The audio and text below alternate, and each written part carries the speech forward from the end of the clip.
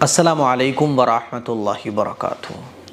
آج میں آپ لوگوں کو ایک ایسا واقعہ سنانے جا رہا ہوں جس واقعے کو سننے کے بعد ہو سکتا ہے کہ آپ لوگوں کی زندگی مہک جائے۔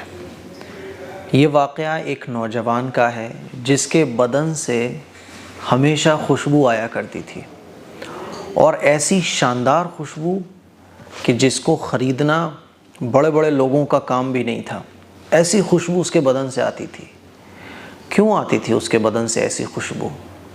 یہ واقعہ سننے کے بعد ہو سکتا ہے کہ ہماری اور آپ کی پوری زندگی مہک جائے اگر ہم عمل کر لیں۔ میرے عزیز بھائیوں، میری بہنوں، اللہ تعالیٰ کو سب سے زیادہ پتہ ہے کیا پسند ہے؟ بندے کا اللہ کے خوف سے گناہوں سے رک جانا۔ یہ اللہ کو اتنا پسند ہے، اتنا پسند ہے کہ ہم اور آپ امیجن نہیں کر سکتے، اندازہ نہیں کر سکتے۔ رسول اللہ صلی اللہ علیہ وسلم کی حدیث سے بھی پتہ چلتا ہے کہ 3 لوگ جو تھے نا وہ غار میں پھنس گئے تھے۔ طوفان آیا تھا، ایک پتھر غار کے منہ پہ آ کے بڑا سا رکھ گیا، وہ لوگ اس غار میں قید ہو گئے۔ تو تینوں نے دعا مانگی اللہ سے اور اپنے اس عمل کا واسطہ دیا جو انہوں نے خالص اللہ کے لیے کیا تھا، جس میں ایک شخص وہ بھی تھا جو اللہ کی محبت میں اور اللہ کے خوف سے گناہ سے رک گیا تھا۔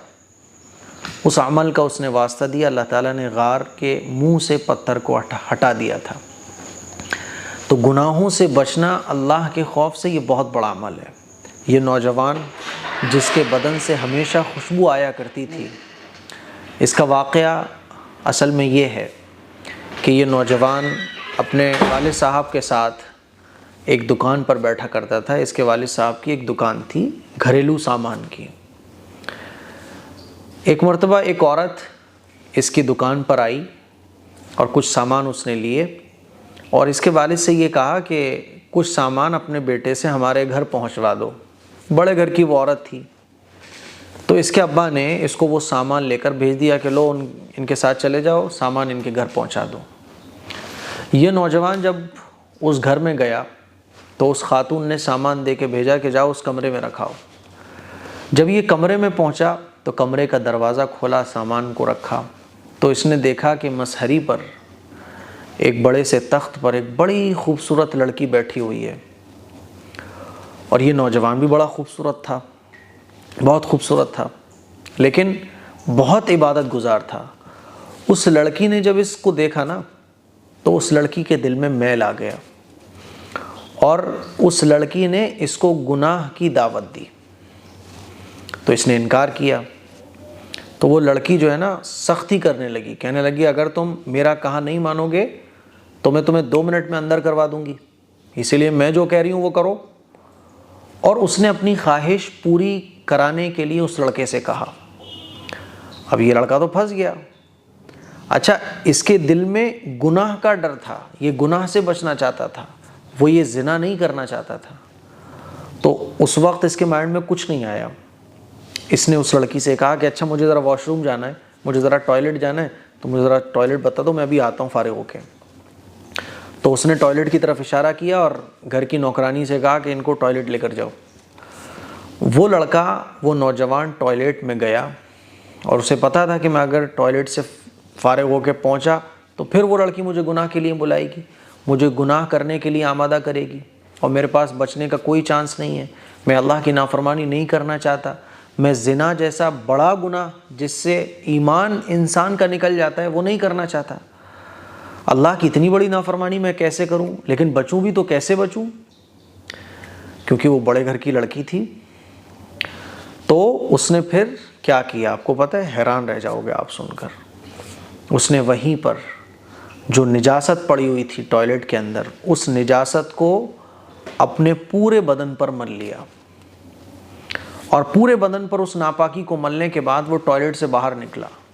تو اس لڑکی نے جب دیکھا کہ یہ گندی حرکت کیا کر رہا ہے، اس نے کہا ارے باہر نکالو اس پاگل کو، یہ دیوانہ مجنوں، یہ پاگل لڑکا کہاں سے آ گیا ہے، پورے گھر میں اس نے گندگی پھیلا دی ہے۔ اور اس نے گالی دیتے ہوئے جو ہے نا اس لڑکے کو باہر بھگایا۔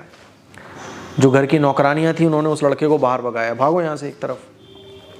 وہ باہر گیا، اس کے جیب میں جو روپے تھے، 1-2 روپے کا اس نے صابن لیا اور اچھے سے نہایا، دھویا، اور اللہ کا شکر ادا کیا۔ پھر جب یہ گھر پہ آیا، اپنے گھر پہ آنے کے بعد جب یہ سویا تو رات کو اس کو ایک خواب نظر آیا۔